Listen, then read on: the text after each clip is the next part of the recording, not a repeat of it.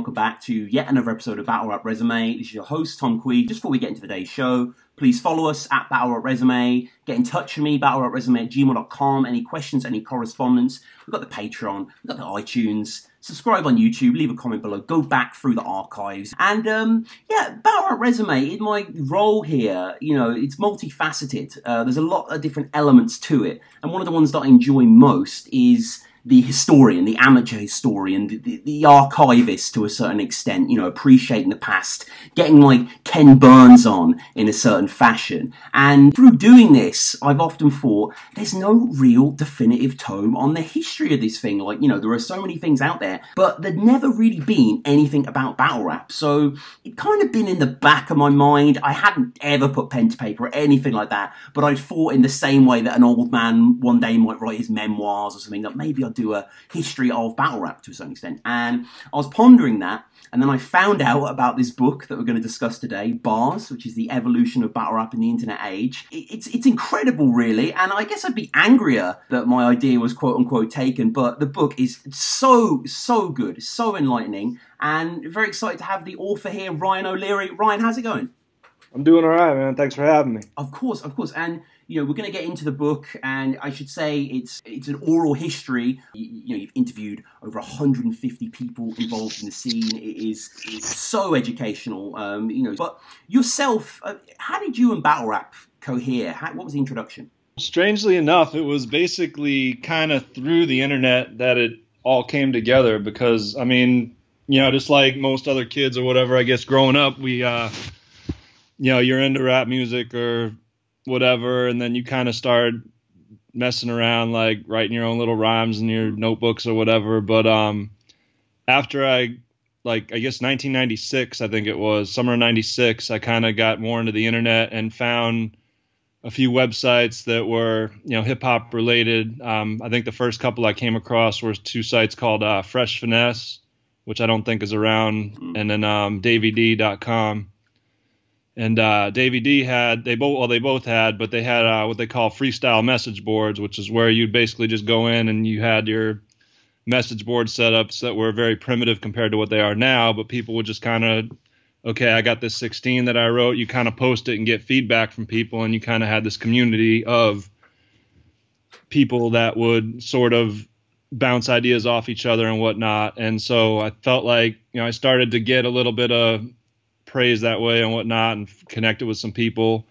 And then over time it started to be like, oh, we're going to do these little text battle tournaments in here where they'd match people up, and you would, you know, you'd write your verse and they'd write their verse, and then people would vote on it in there.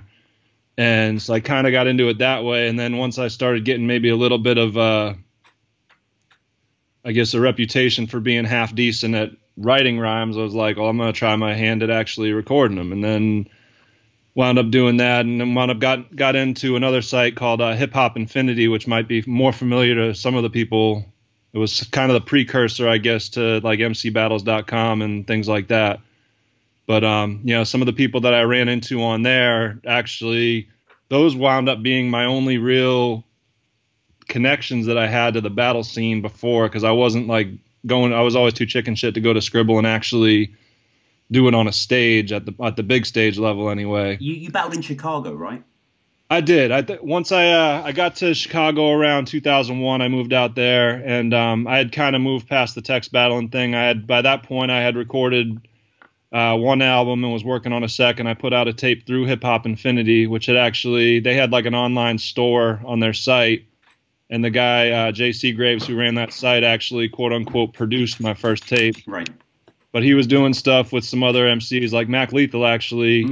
If you go back to the 2004 Scribble Finals where Mac Lethal battles Ilmac, and he says during one of his lines to Ilmac, he says, "What I'm going to do, fuck him out his cash like J.C. Graves." So, you know, this guy had kind of interactions as far as, you know, selling merchandise and tapes, I guess, for other rappers like that. And I guess apparently it didn't go too well with Mac Lethal, but...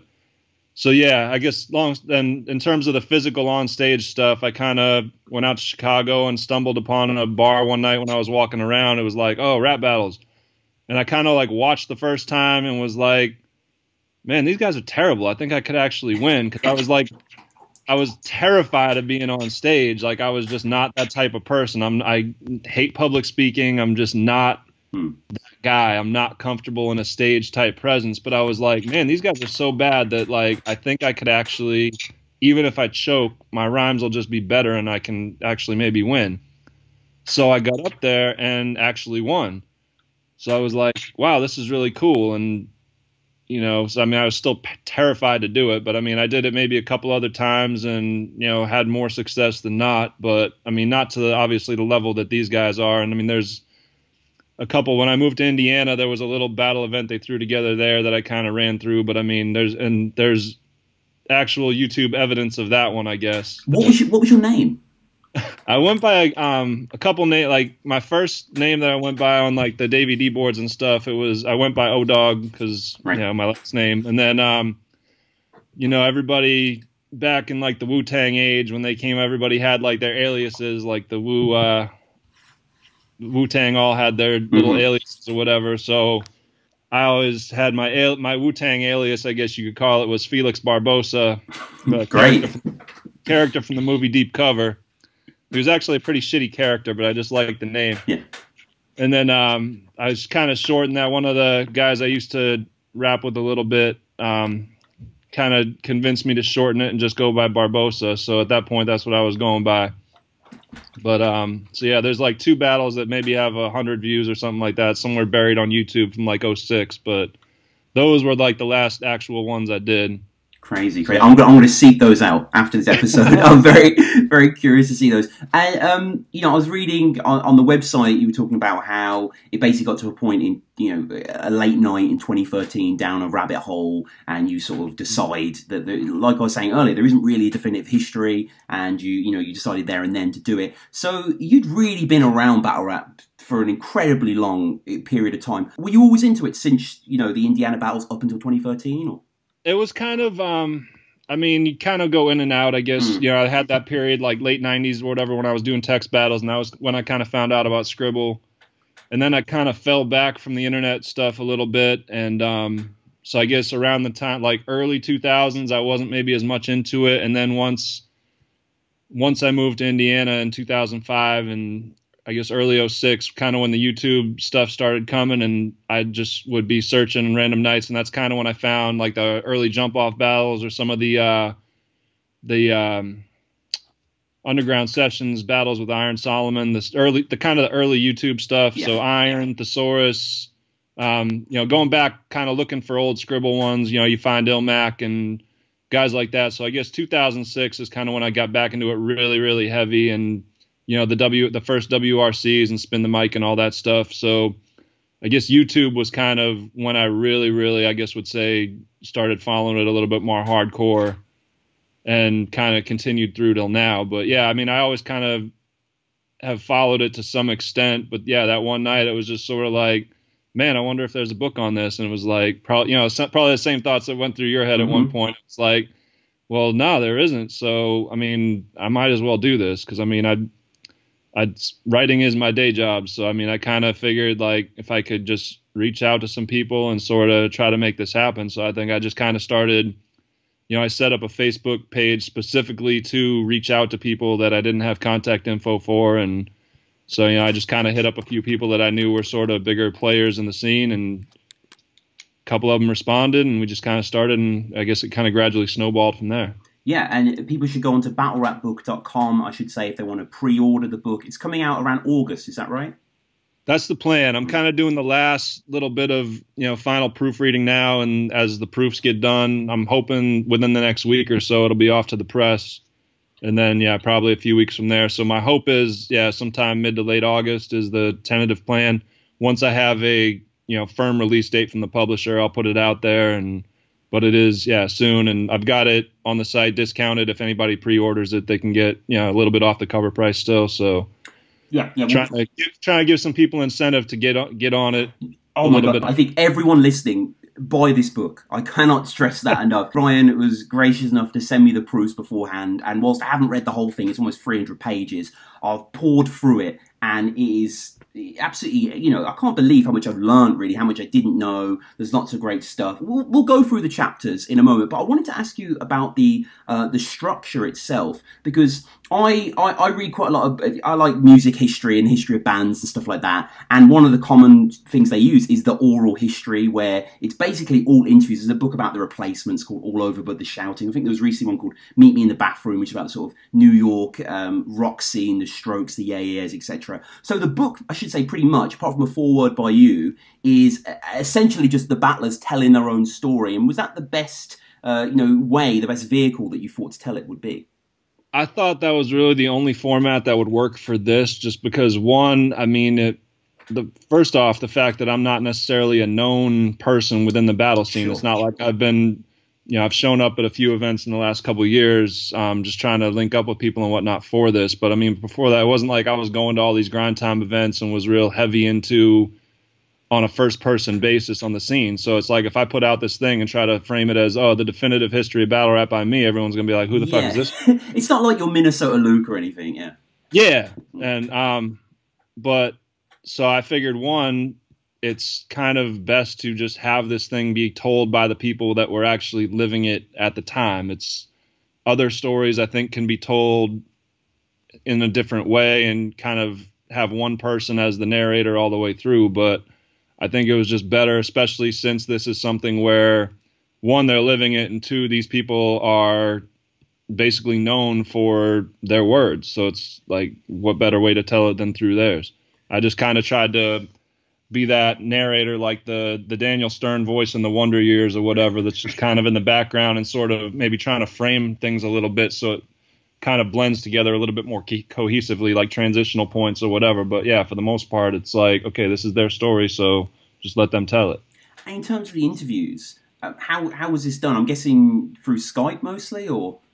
Obviously the overseas ones were all Skype, guys from over there, like, except for who I had talked to in person at Blackout 5. Right. Oh, that's cool that was done there. That's interesting. So yeah, I got in person, but Kruger, Liam, Mike Assassin, both Harry and Era from Jump Off, like all the British guys that I talked to, What's Faith and Possessed, like those were all over Skype. The Australian guys like Anecdote and Justice, like all the foreign ones were either Skype or I think maybe one or two of them were over that WhatsApp or whatever. Mm-hmm. Mm-hmm. Enigma from the Philippines was over that, but so those were. But I mean most of the U.S. ones were either, over the phone or, a couple I was able to get in person, like at Blackout or whatever. I got Murder Mook up there.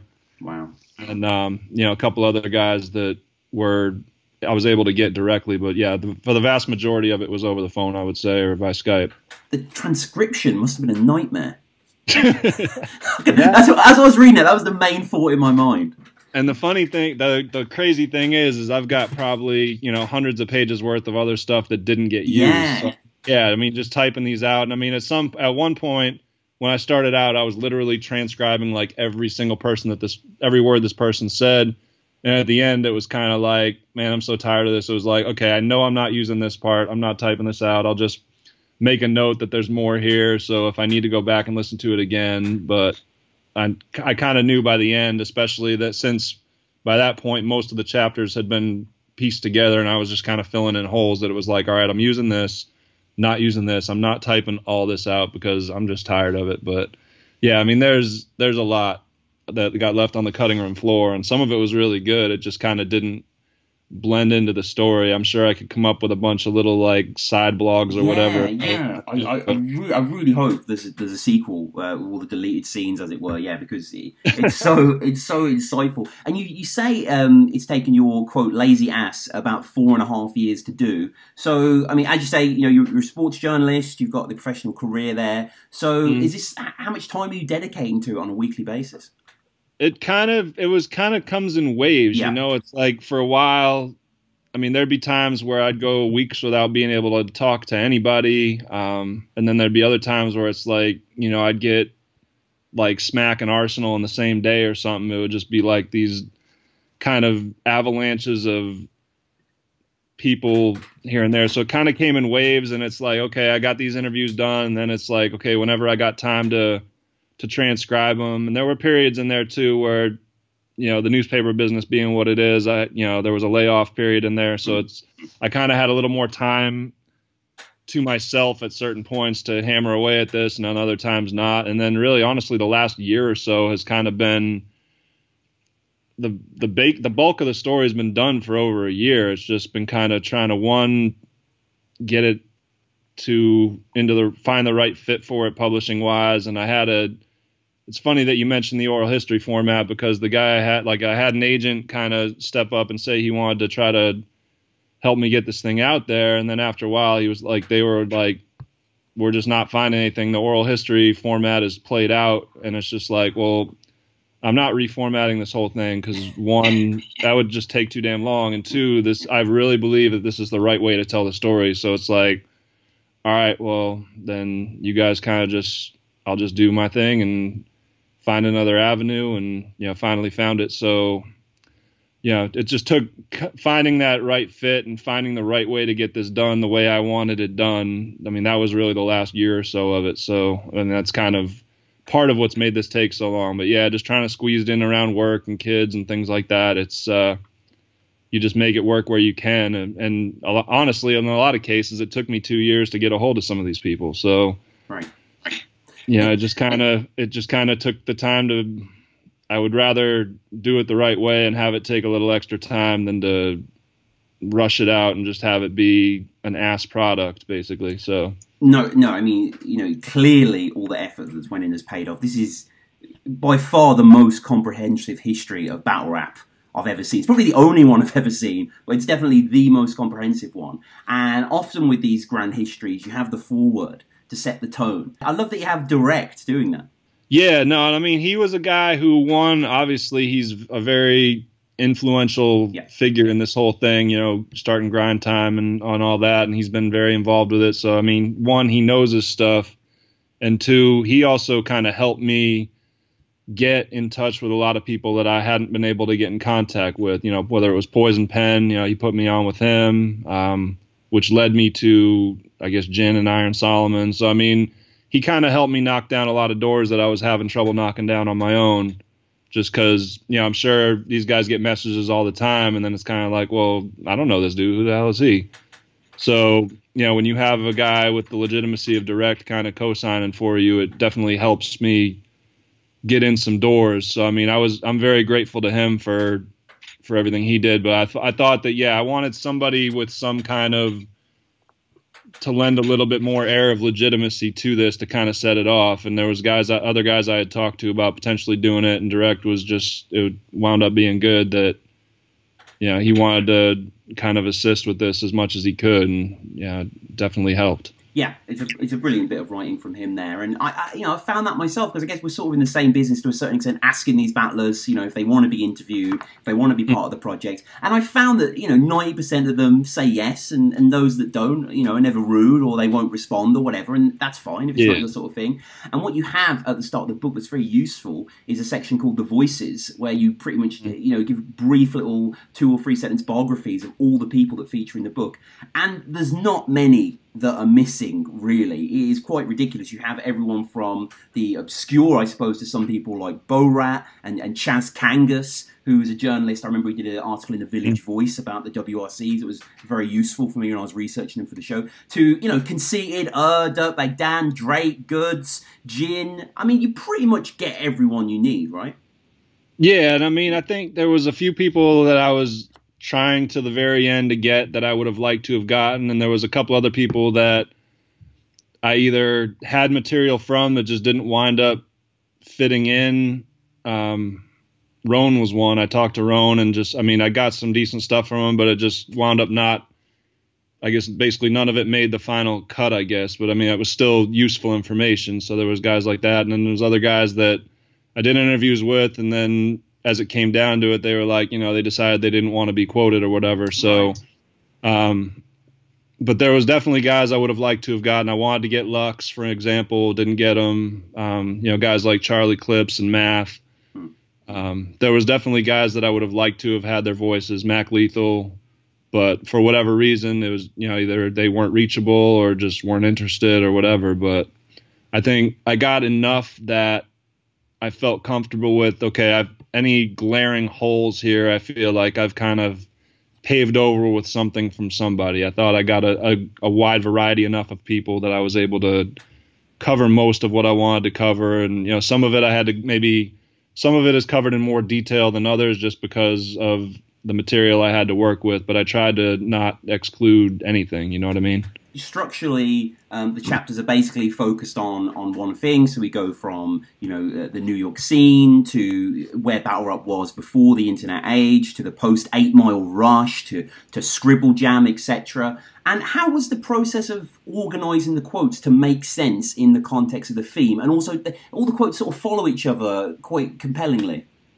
Yeah, I mean, I think in certain areas it was easier than others. I mean, obviously with something like, Scribble Jam, there's a clear chronology of, okay, year to year, this is what was going on. And I think I also had a pretty good handle on, certain areas I felt like I was more well-versed in ahead of time. Like, the WRCs, for example, it's like, because I remember watching each thing week to week as they came out.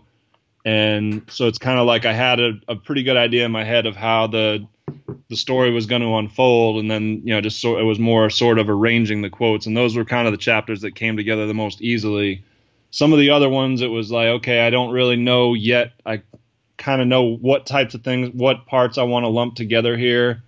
Like with the post 8 Mile thing, it was the MTV stuff that was going on right afterwards, and how that kind of led into Fight Club and things like that. Like kind of all the TV, anything that had ties to TV and sort of a mainstream effort to piggyback off of 8 Mile, I guess you could say. Freestyle Friday was in there. So it was like kind of trying to make all those blend together, and that I couldn't really shape until I knew what I had when I talked to, guys like Hollow and, people like that, and kind of get a more clearer picture of what actually was going on at that time to shape it, I guess, once I knew what I had. Whereas other ones, I kind of had a pretty good idea ahead of time of how the story was going to unfold, and it just getting these guys to come out and say it more or less. But, I definitely learned a lot. Even the areas I felt like I knew a good amount about, it was kind of like, oh, well, here's a little plot twist I didn't know about. So I think there's going to be something in there for everybody. I think that even people that are really well, Direct read it and said the same thing. There was a lot of stuff that he didn't know. Yeah. Because I think when you're pulling from so many different places, I mean, somebody's going to have a story that not everybody's heard. You know what I mean? So, I mean, that was the funnest part of this to me, was just learning so much stuff that I had no idea happened. Yeah, the level of detail, the scholarship is incredible. And as we said before, there's never been a sort of codified, there's never been like, I don't know, a magazine about, I think there have been magazines about Battle Rap, but not like long journal articles and historical appreciation like you get in sport or music or anything like that. And I like the fact that within the chapters themselves, you also get little sidebars, for instance, stuff about the Supernat and Craig G battle, and which are just like 1-2 pages. Mm-hmm. Yeah, I think there was stuff that it was like, okay, I want to tell this story, but I think if I stick it in the main part of the chapter, it's going to kind of disrupt the flow of the story a little bit. So it's like, okay, I'm going to kind of break this off, and you'll have, like these shaded sidebars that take up, like, some of them are just 1 page, some of them are 4 or 5, but it's kind of, okay, this kind of branches off in another direction, and then you kind of get back to the story itself. But I thought those are things that were kind of important to me to have in there, but it was like, how do I make this work within the chapter itself without interrupting the flow? And if I didn't think I could do that, then it's like, all right, I'm just going to pull this off to the side, have it be its own little thing. I think within the first chapter on Jump Off, where like the YouTube thing is just getting going, I wound up thinking like, okay, just Iron Solomon's rise itself, because he was like the first YouTube battle star, I guess you could say. And so I think the evolution of just how he got to that point was worth its own thing. Or like, there's a sidebar on Thesaurus, there's one on Idea, there's, one on like Philly, there's one on St. Louis, where it was like either I didn't have enough to make it its own chapter, or it just didn't fit within the flow of the story. But it's like, this is still worth it's still worth a mention, and I want to try to get that in there as best I could. And there's loads of battles that you talk about in depth that some people maybe have never seen or need to be reminded of. And I love the way you incorporate the QR codes. I mean, I haven't tested them myself, but I'm guessing they just link straight to the YouTube, right? Yeah, I mean, I hope they all work. I should probably Yeah. test that before we print it. I got to go through that this week. But yeah, that was kind of all right. Trying to make it more of an interactive thing where, if people are reading it, it's like they're hearing about this battle, but I've never seen it. What is this? So I can go check it out and yeah, click on that and just watch the battle and then get back to the story. And then you maybe have a clear understanding. And I think I tried to just pick and choose a combination of ones that were, okay, these are the really big ones, like obviously like Verb versus Hitman or Ilmac versus Thesaurus or Supernat and Juice. Like, I mean, these are kind of seminal moments, I guess, within Battle Rap, but then you got just minor random things in there that weren't as pivotal, but were just kind of entertaining little sidebars to me, like the whole Cyanide and Mike Assassin thing, which that little clip to me is still one of the funniest things in battle rap, just because of, I mean, at the time it was hilarious, the whole Mike Assassin, I'm telling these guys kind of thing. Yeah.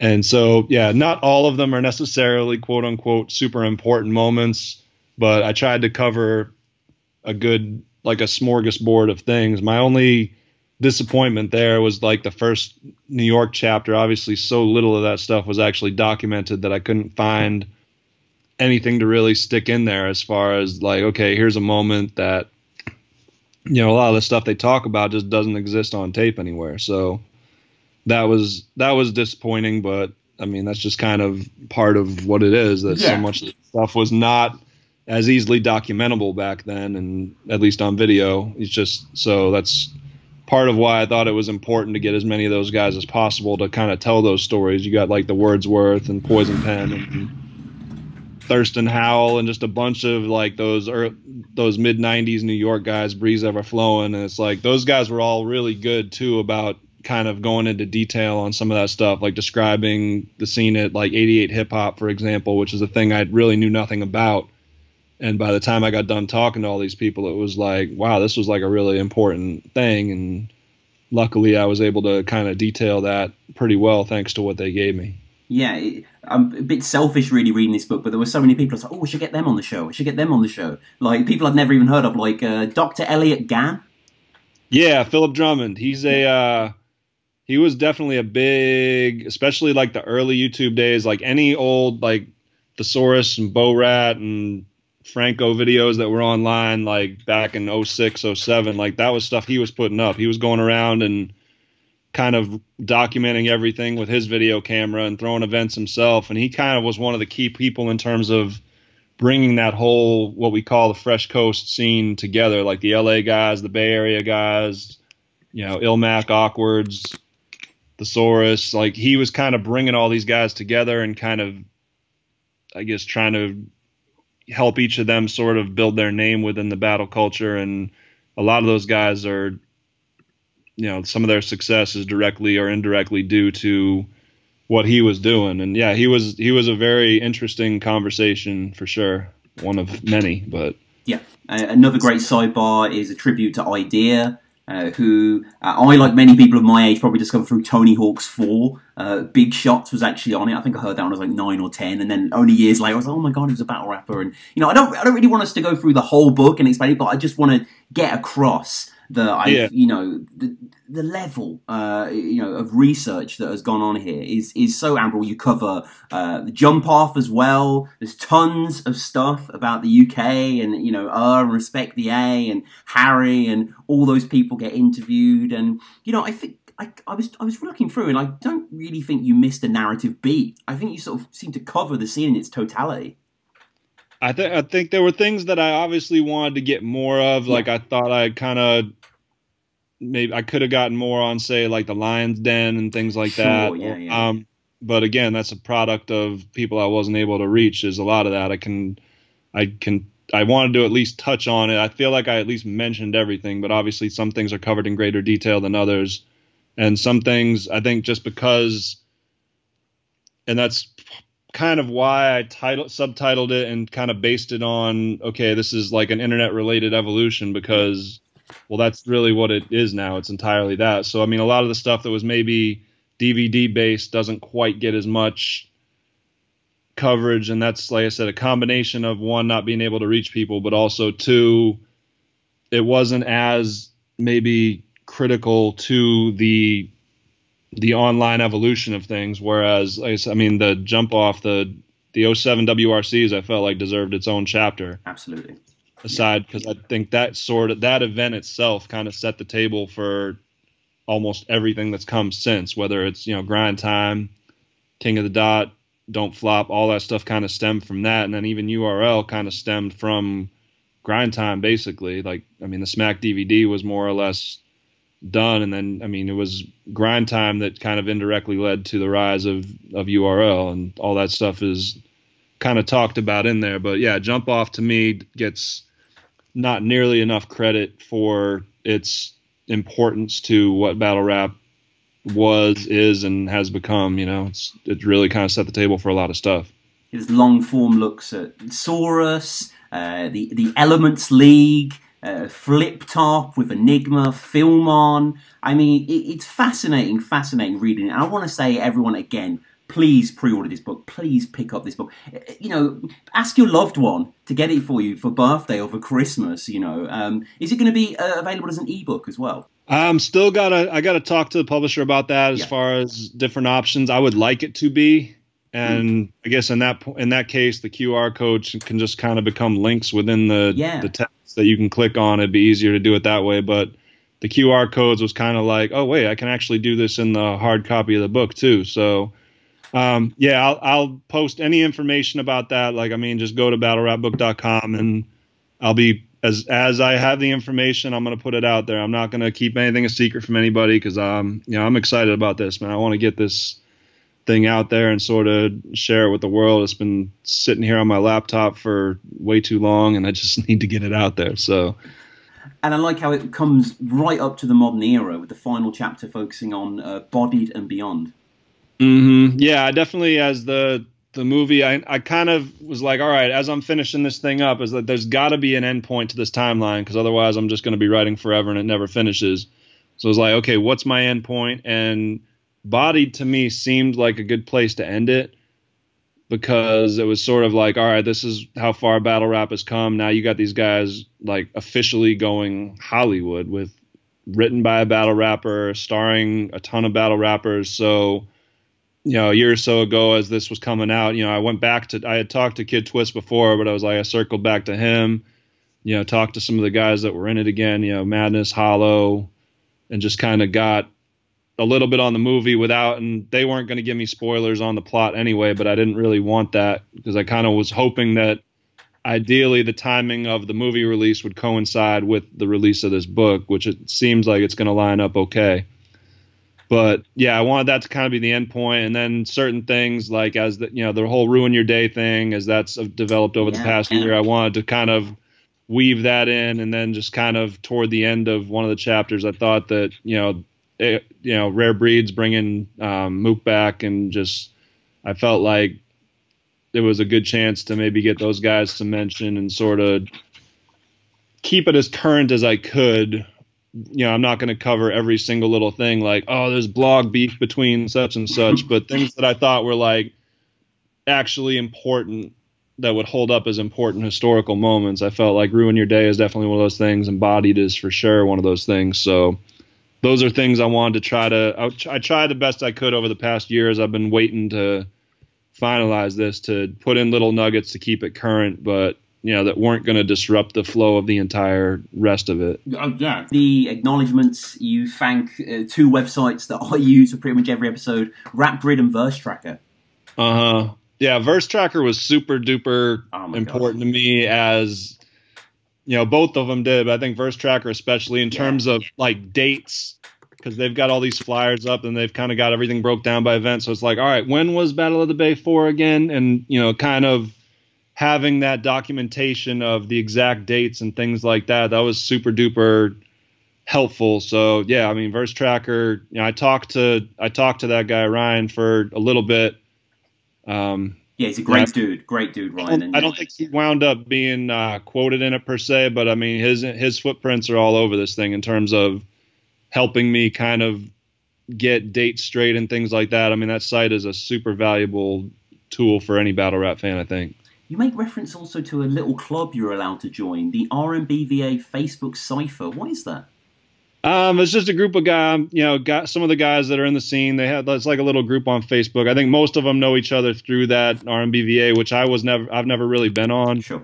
But yeah, I guess those guys had a little group. It was like Luke and Patrick Morris and Mike Marsh, a few other guys that are kind of influential guys in the scene. And Luke actually kind of midstream a couple of years ago just sort of invited me into this group. So it's been cool to kind of chat with those guys here and there and sort of bounce ideas off of them. And they've kind of done a good job, because there's obviously so much, there's like 1 million leagues now. So it's so much harder to keep up with current events, I guess you could say. And those guys have done a good job of helping me stay current. Like, oh, you need to check for this guy, because if there's 500 battles coming out, I don't new guy X is like, okay, I don't have time to go and watch every single battle. I got a family and stuff. So it's like, these guys are, oh, hey, you need to watch out for, Jims or whoever new talented guy is. So, I mean, those guys have definitely been very good resources, and a few of them are quoted in there throughout.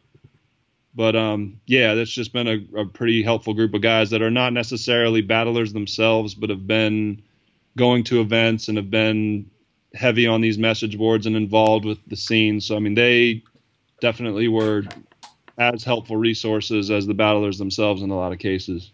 And the best way to keep up to date with the book is battlerapbook.com and the Twitter as well, at battlerapbook, right? Yeah, I set up a Twitter separate from my own just for this book. Yeah, at battlerapbook. I'll post any kind of updates there. I've posted a couple things in a couple of different Facebook groups, but I'm trying not to flood their boards with promo just because I don't want to be a dick like that. But so yeah, just the Twitter and the website itself where you can go and pre-order. But that's kind of where I'll have, as I have updates with like a hard firm release date or any other tidbits of information. I mean, I had it originally, and now I've kind of got the shipping worked out where I can ship to anywhere worldwide. So yeah, I mean, get on it if you want it. But, and people can follow you at Super Hater, is that right? Yeah, I mean, that's more, I try to keep most of my battle rap related stuff to the book handle now, but yeah, I mean, that's more just my whatever political rants and things like that, or sports or politics, things like, my other kind of passions, I guess you could say. But so yeah, follow one or both. But yeah, Battle Rap Book will be definitely the spot to go to get any kind of updates. I mean, I usually retweet back and forth between the two, so either or. But yeah, there'll be updates available, and hopefully I'll have some good news soon in terms of, okay, here's the date, it's coming. I'm just kind of waiting to see when that for sure will be, but it'll definitely be here within the next month or two. Well, I can't stress enough. Please pre-order. Please get this book if you listen to this in the future. We'll put all the links down below. I can't wait to finish it. I think it is going to be a bit of a Bible going forward for Battle Rap Resume. There's just so much information in here to refer back to. It's quite incredible. If you have the slightest interest in Battle Rap, and I mean, you'll listen to us talk about it, so I'm sure you do, definitely get this. Any closing words? Anything you'd like to promote, Ryan, outside of this, or? Nah, man. I mean, it's yeah, this is pretty much it. I mean, this is kind of my one contribution to the culture, I guess you could say. It's a massive contribution. Massive. Unless you can find those old battle videos. I'm looking for them, yeah. But yeah, I mean, this is kind of my thing. It's like I've enjoyed watching this and kind of just being a fan of it for so long that it was like, I don't obviously have the personality to contribute as like a battler myself, but I'd like to do something. And this kind of, obviously with help from a lot of people, this kind of was hopefully my contribution. So yeah, hopefully it's something that people will dig. I'm sure. Well, please everyone follow the show at Battle Rap Resume. We've got the Patreon, we've got the iTunes. Comment below, subscribe to the channel. Bars is coming out soon. We'll put the link down below. BattleRapBook.com is where you want to check. Ryan, again, this has been fantastic. Thank you very much. No, thank you so much, man. I appreciate you having me on.